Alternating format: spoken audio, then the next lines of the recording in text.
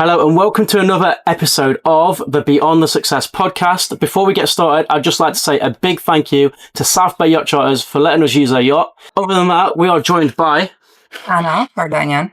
Nice to meet you, Anna. Thank you for joining us today. Yeah. Nice to meet you guys.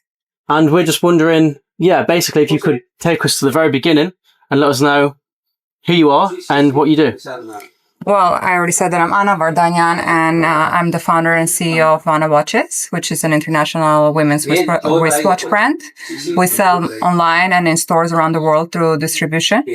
Currently, we're also testing out other product categories, but that's the main product that we're focused on. Nice. So what made you choose watches rather than, maybe like bracelets or necklaces? What made you go with watches as the main product? It was actually completely by accident, if I'm being honest. Okay. I was working for a wristwatch brand in America for a watch club for men.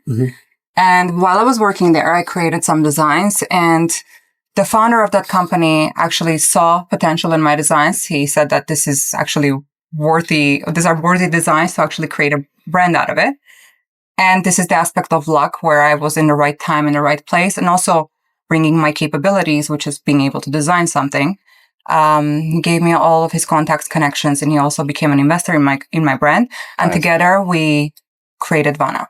Okay. Yeah. So you said you started to work for him or with him on this, and then he saw the potential, and then you've now into like a partnership almost. Yes, exactly. We were already working together. I was working for his company. Okay. And while I was working there, the opportunity kind of appeared. Nice. Yeah. Okay. So I guess that kind of just shows as well, you never really know where an opportunity might come from. So you could just kind of be working for somebody, you could be like this, for example, doing a podcast. You never really know what might come from that. So would you say that kind of just putting yourself out there has helped you a lot? 100%. And I would say also having people that believe in you. It's very important because when you're young, and I was 25, 24 when that happened, even if you have capabilities, a lot of times you don't believe in yourself because you haven't really tested anything. You don't know what you have. So you don't really, if you have something special about you, you maybe assume everybody has that. So when there's the right person next to you, kind of highlighting that aspects of you that are very special and unique or strong that, need to be pushed forward, it can be a huge boost. And I was lucky enough to have that person in my life. Okay. And I guess for me, with watches, where do you start? So when you've got given this opportunity, do you start with the design first? Like, how do you begin? And then obviously from then you have to figure a way to actually sell them. So, what's the process behind that? I think it depends on what you're focusing on. So for me, I'm a design-centric brand. For me, the most important thing is having unique designs. But if you're somebody who's focused on just the revenue, making money, you might be focused on other aspects of the brand. For me, it was obviously my strengths is creations, the design creation.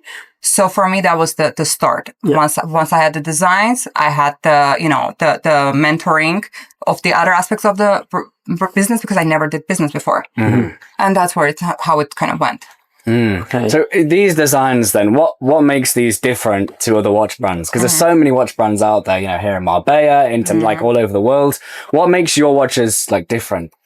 Everything is created from scratch. Actually, when I first created my designs, I went to 2 different manufacturers. They both rejected. They said, we need to make some very significant structural changes, design changes to your watch to be able to manufacture your watch.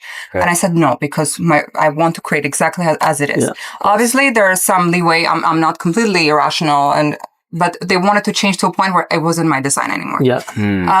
And then I finally found my current manufacturer who I've been working with since day one. I've never changed her. She's a woman, manufacturer. She's amazing now. She's actually became my friend. She's based in Hong Kong.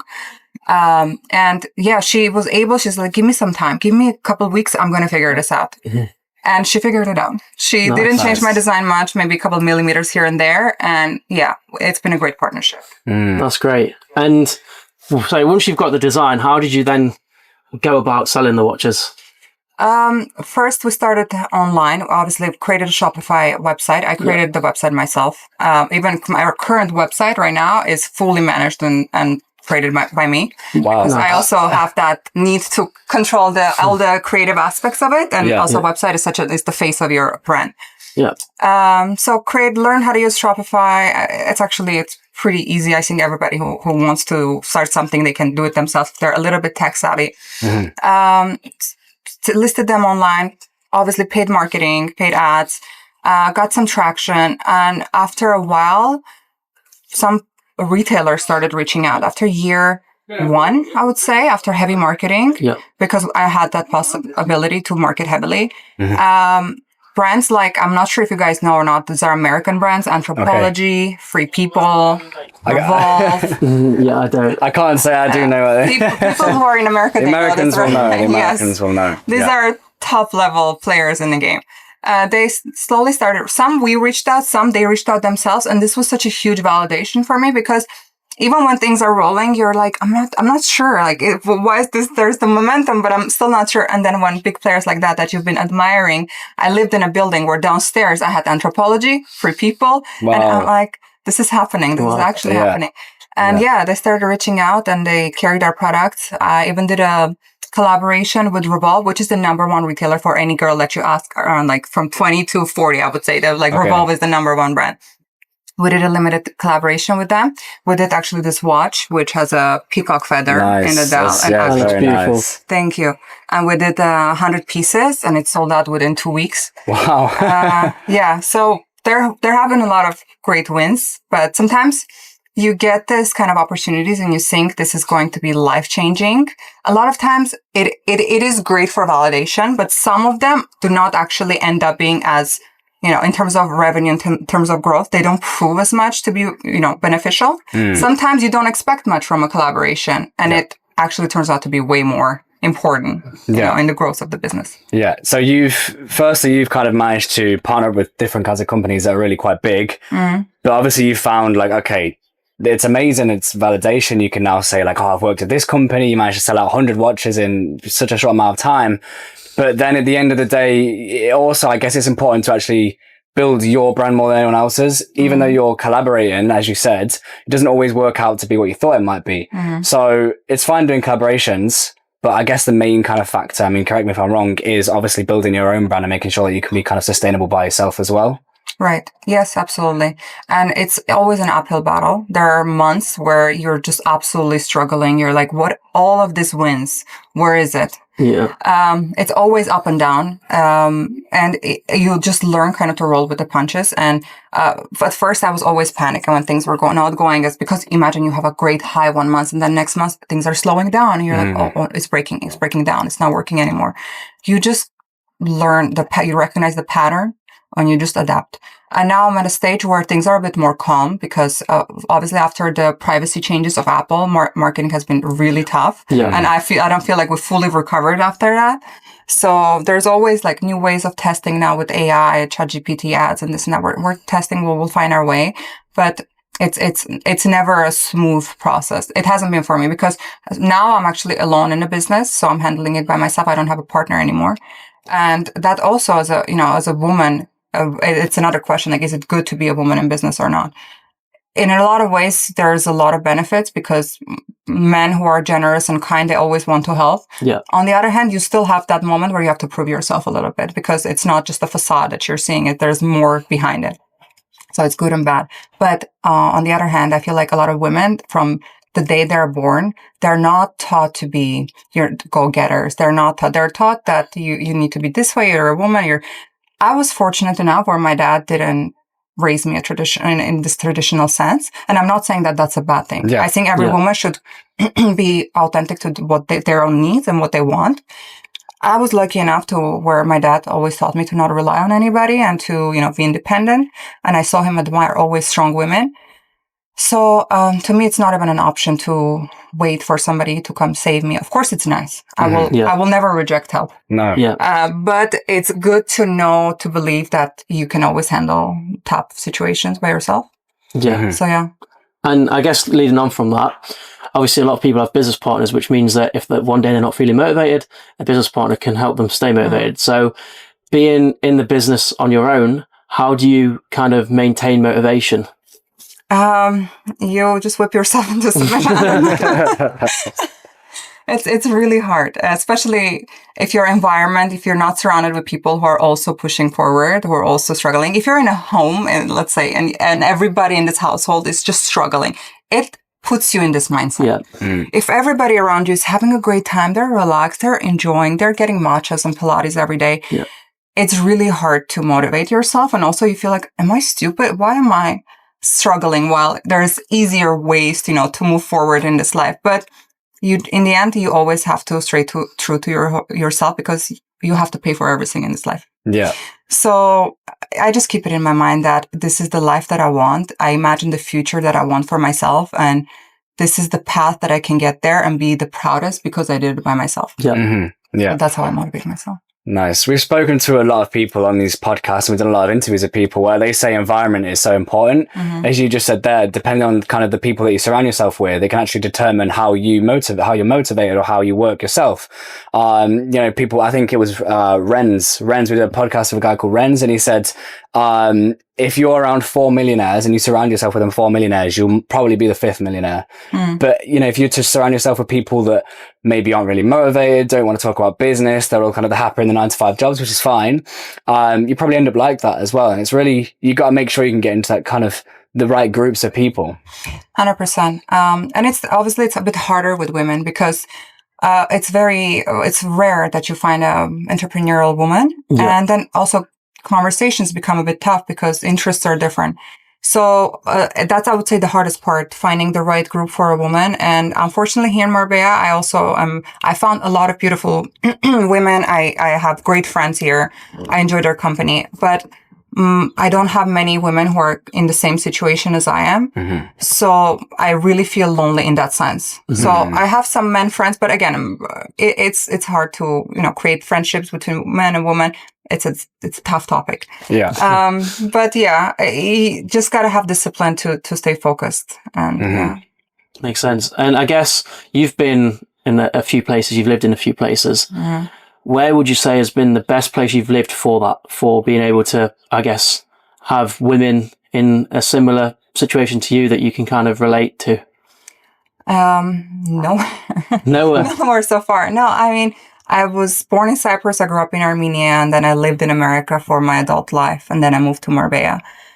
I didn't have that kind of circle anywhere. When I was in America, I feel like there are more opportunities in America. There are definitely way more circles. But back then, I was just building a brand. I didn't have the luxury, the time to really get into the circles. There are groups where entrepreneurs meet and network. There's a lot of that in America. I would say not even to network with women, but to start something, to promote it, to move forward.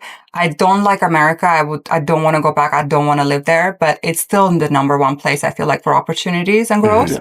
But yes, here, it's none of that. I would say this place is actually, for me, it's very hard to stay motivated and to find that rhythm. But I love this place the most for just the peace of mind. Yeah. Okay. That's interesting. Yeah. Why did you actually move from America to Marbella? Like what started that? So I was at the stage of my business where I could afford, not financially, just overall, I could afford to move somewhere else. And America was starting to really grind on me because while it's amazing for business and, moving forward in your life, it is not the best place for your mental state. Los Angeles is a very, very specific, I'm sure you've heard a lot of stereotypes, how it's empty and this and that. It is. And you can always find your group and not be associated with all this. But in the end, you're still in a situation where there's a mental health crisis. There's homelessness on the streets. You don't feel safe as a girl living alone. I was always paranoid. I got followed into my building. So there were so many things that on a day-to-day basis, I'm like, this is not a healthy society. No. This is not a healthy way to live. And then when you travel abroad, you see, people are normal. This is normal situation. And when I moved to Marbella, I realized that, I miss this, the normalcy, because I'm coming from Armenia where there's none of that bubble, Yeah. And I would never go back. But for building, I think America is still a powerhouse. Yeah. Okay. I mean, I guess at the point that you're at now, you almost move not to become, not to build your business even more.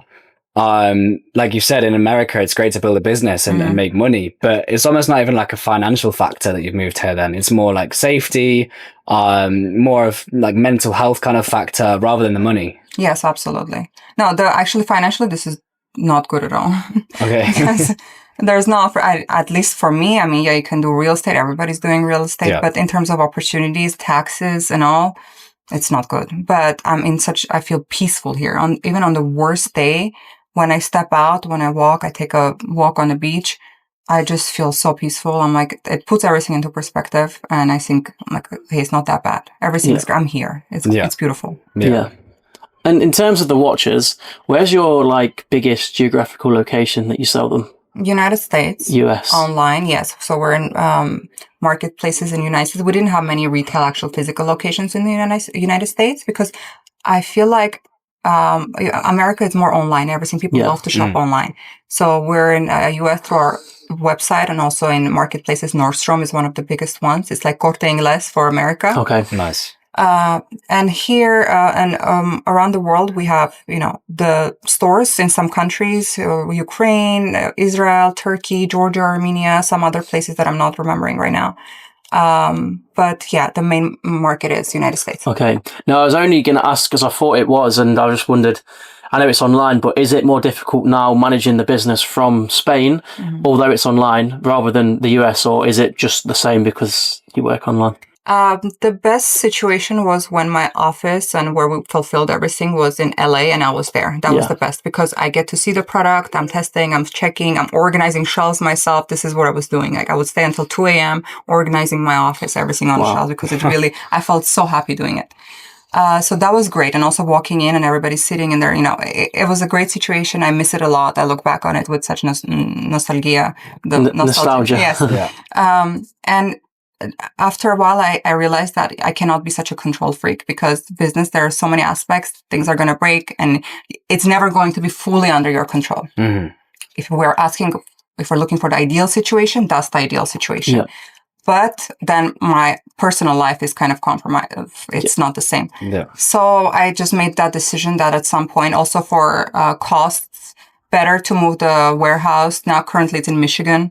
So anyway, there's no way I would live in Michigan. So anyway, I'm not fully in charge. That's why I just decided that it's okay at this stage that I need to let go of some some parts of the business. And I'm still able to manage everything because it's not fully automated. The team that's working at the warehouse, they're fully responsive. If I ask them for anything specific, they're going to handle that. So it's a custom deal that I have with them. Okay. So it's okay. It's not an issue. Nice. Just I feel like sometimes as well, you've almost, when growing a business especially, you've got to let go of some certain things. A lot of people like to control every single part of the business, but when you scale anyway, you're going to have to hire people to do them sort of things for you. You're going to have to trust in others that can also do it for your business rather than just doing everything yourself. So even though at this point you're like, right, I'm not able to like control, I'm not able to go into the warehouse, even like look at like organize all the shelves myself. But I guess there comes a point where it's like, you need to almost let go of that and think, like I'm trying to grow a business. So at the end of the day, I can't control all of it. I have to have maybe, in America, it's in America, but I'm here and I kind of let go of it almost. Yes, definitely. And I think it's a limiting thought to want to be in control of everything. It's definitely going to limit your growth. And I fully understand that. It's just you are who you are. There are people who are obsessive about everything that they do, and I definitely am. But at the same time, you cannot move with your emotions. You have to be rational. If you really want to be a good businessman, there needs to be balance between your emotions and your rationality. Of course, there's some pride in being so meticulous about everything, because if everybody just thought about growing, there would be no like beautiful artisanal little brands and, no beautiful creations. Everything would be just cookie cutter Alibaba, Yeah. And there's beauty in being that way, but it needs to be balanced, and I'm balancing it right now. Nice. I guess for you, it's just being good with communicating with the team in America. Does that mean you have to sometimes work, I don't know, antisocial hours in Spain just because that's when they're operating? Because they're in Michigan, the time zone is not that bad. Okay. And it's never an emergency because it's just a warehouse. So far there hasn't been any emergencies. Customer care is handled through I have a team in Armenia. So it hasn't been a problem just yet. Maybe if it was in LA, it would be much more of a difference, but currently it's okay. Nice. And I prefer to work in the evenings anyway because it's darker and I can see my screen better. I just prefer my brain works better in the evenings. Yeah, I feel like I'm also the same. Like working at night for me, it's like I can concentrate a lot more when it gets hit the like later. Yeah. I want to talk about, okay, so you've mentioned like Alibaba and a lot of like other people just doing drop shipping and stuff. You're having to compete with these other brands and other people that are just drop shipping, right? You've already said that you design your own watches and it's quite a personalized brand. you've started from the start. There's people out there that can just go and find a product on Alibaba and just sell it. Like any other watch, just sell it. So what is it like having to compete with those companies or compete with those other brands while, actually designing your own watches and stuff? What is that like, having to compete with them people? It's not fun, but it is what it is. I think in the end, the customer recognizes the difference. You can see even from the designs, you can see this is not a cookie cutter brand because it's impossible to be, because everything takes so much research development. One watch normally takes 1 year to go fully into production because I get samples, I make changes with tests and this and that, because when it's a untested design, you don't know if it's going to break, if it's going to make, there's so many things that can go wrong with it. And our shapes are quite unique. So it takes a lot of work, and people, fortunately, they recognize that. Yeah. That's good. I guess also you said you do a lot on ads and stuff as well, right? So I guess as long as you're getting the messaging across about the quality, then I guess that's going to back up why they should buy from you, not like a £10 watch from AliExpress, for example. Yes. And obviously we focus on those selling points. We use natural gemstone dials. Most of our watches have natural stones. We use Swiss movements. We use sapphire crystal. So these are technical things, but people who understand watches, they know that makes a difference. Our price point is a bit higher than the regular fashion watch brands because our costs are much higher. And all of this is recognizable. If you're somebody who wants just something unique, there's not a lot of watches in this price point that really provide that value. There are so many watches in the ultra luxury market where it's beautiful, stunning, just pieces of art. But to feel like you're wearing a piece of art but not pay that price tag, there's not a lot of those brands. And now I see some popping up and they're beautiful. I really like it. I haven't actually tested any of those watches. But again, for me, it's not even, I admire those brands. When I go to expos, trade shows, I see another brand that I think is creating beautiful creations. I always compliment them because I know what it takes and I know it's hard. And it is just a business. There's always going to be competition. And I'm also fully mentally prepared that if this is my first venture, if this doesn't work in the end, if it fails one day, I'm okay with it. I'm proud of it. I actually love that because you've said that having competitors is normal, but you like you said, you say like, well done to them, and you say like, this is amazing, rather than being like, oh, you're my competitor, like get out, I think that's nice because at the end of the day, they're in the same position as you. They're having to start a brand as well. I think people supporting each other is more important than working against each other. Even though you're competitors, it's like they've been in the same position as you, so you can understand exactly where they are. Yeah, exactly. There's just another team of people that I had. There's another CEO like me sitting there suffering every day, wondering if it's going to make it or not. So I'm quite empathetic in that sense.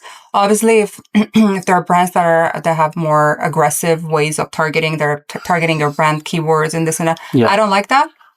But I also understand this is the game. I'm not very emotional about those things. I'm pretty rational how everything works. No, I think the name for that is healthy competition. Okay. That's what it is. It's just like you respect each other, but you compete against each other. Survival of the fittest. Exactly, But in terms of the actual marketing itself, I'm quite intrigued. I know you've done ads. You've got a fairly big following on Instagram. What has proved the most useful? Has it been Google ads, Meta ads, just organic? When we first started, it was Meta ads. It was phenomenal. And then when things changed, 2000, I don't remember even, 21, I think. Meta has become a struggle. Google is doing much better right now. Organic, obviously with growth, with brand awareness, that just happens. And a lot of people reached out to us that we didn't actually know how they probably saw our ads but I would say currently Google influencer collaborations we've done back in the day, so many of them. We've had some crazy, just the worst disappointments where we paid $20,000 to an influencer for a certain thing, and she probably brought us zero. I don't know how many sales, most likely zero. And then we paid somebody $2,000 and she brought us 10 sales. So there was no way to have like pattern recognition of who's going to bring anything, because when you even look at their page, their engagement, their numbers that they're sharing, there was no consistency. So we felt like it's very risky to do influencer collaborations, but obviously for growth, I think it's to start with, you need to test everything and then see what works for you. Currently, I finally, after so many years, I really want to focus on TikTok a little bit more. Although I'm worried about the price point because it's not an impulse buy. No, It's not a cheap product, but maybe also everybody who is an entrepreneurial person keeps advising me to also put myself out there. Yes. To put my face and show, and tell about the brand and do TikToks. But that's so uncomfortable for me that I think I have to do it for the brand, but that's the last thing that I want to do. I think at the end of the day, I was just going to say, like you said, it's not really an impulse buy. If someone's scrolling, they're going to be like, well, some people might, but the majority of people won't be like, oh, 300, let's say 300 euros. Let's just buy it. So I think showing yourself, showing your face, building your personal brand, sharing your story. When people have not just seen one video, but seen 10 of your videos and then seen your story, they're more likely to then buy your product because they know who you are. They know you're not just like a random company on the internet. I think it takes time as well. It's not something that's just like, oh, I've seen this post, let's buy. It can be if it's like 10 euros or $10. But like you said, it's not an impulse buy. So I think sharing, making a personal brand is like something that's like super important. Yeah, I guess people buy the brand not more than anything these days now. The story. The story, Yeah, 100%. And I know that I have to do this. It's one of those things where you have to really get out of your comfort zone. I'm really struggling with it. I've tested a little bit here and there. Every time I've done it, I'm like, no, this is not for me. I can't do it. But I think it's a very pivotal moment right now where I have to really put my foot down and just like, okay, you're doing this and you're going to stick with it. It's just this, this stage where there's not a lot of traction and you don't feel confident about showing you. And it's not about me personally. It's just, I never wanted to put my personal, I never want to show out. I never want to tell the story. I'm actually very bad at selling. So that's not my strongest, part. And I just don't feel like it's the most important thing that the value that I need to bring into the brand. If I could hire somebody to actually take on this role, I would love that. But that's also, additional costs. Yeah. So I think I at this stage, I have to try to do something like that. Well, you definitely come across well on camera, so. Yeah, exactly. Yeah. I think a lot of people when they're starting their business as well, they almost have to be an influencer. Yeah. Some people hate it, some people love it. But when you're starting your brand, like you said, there's costs in there. If you could have someone else doing that for you, that'd be amazing. But I think sometimes people have just got to put themselves out there and think, look, it's for the brand. It's to grow the business. Like, we just got to do it almost. Yes, I think it's one of those challenges right now where I have to prove to myself if I can really get over myself or not.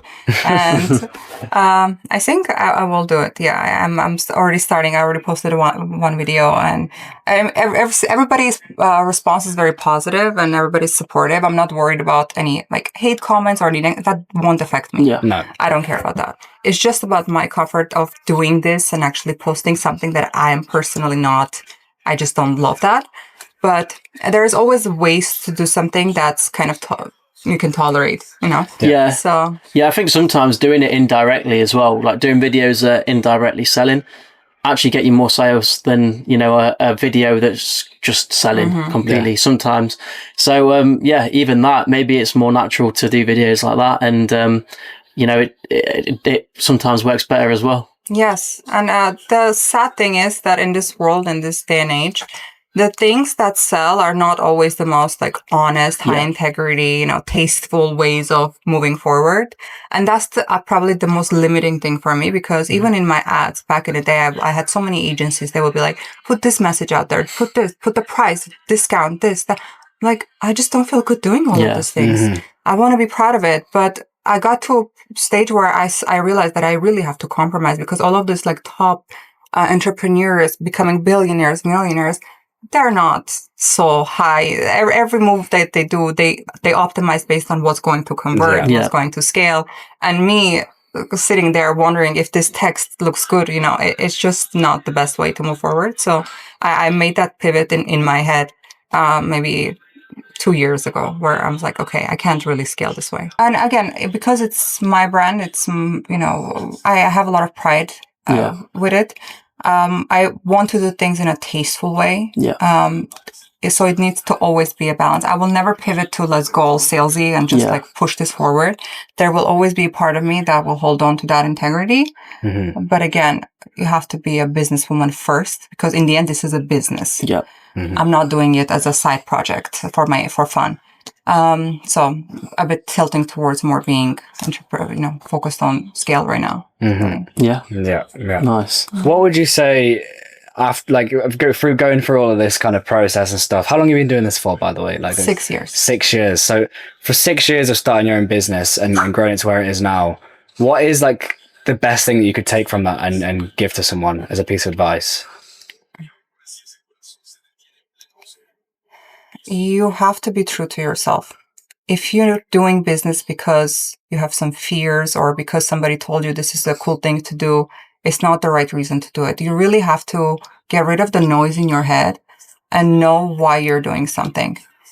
When I'm really being honest to myself, I know that I have to do this. There's no other way that I can move forward in this life that I will be proud of, that I can really have a peace of mind that yes, I got to a point in a way that I'm really proud of, that I didn't sacrifice my integrity. I didn't do anything that I want to close my eyes on. I'm here because this is what I wanted to do, and I did it by myself. Not rejecting any help. So of course, I don't want to say that I didn't get lucky in some ways. I didn't have the right mentors. This all matters. Yeah. I'm not crediting just myself, but in the end, I'm proud of it because it was, I didn't sacrifice anything. Yeah, amazing. Well, this has been a great chat, and honestly, it's been amazing to learn more about yourself and your brand and stuff. I think it's good as well that you've been able to share kind of someone that's kind of in the process rather than somebody that's, all the way at the top and stuff. It's great to see that people also seeing someone else that's trying to grow their business too. So yeah, amazing. Thanks so much for chatting. It's been great. Thank you so much. Thank you. It was a pleasure. And just before we end, I'd just like to say another big thank you to South Bay Yacht Charters. If you're ever in Marbella and you're looking for a yacht, then this is definitely the place to come to.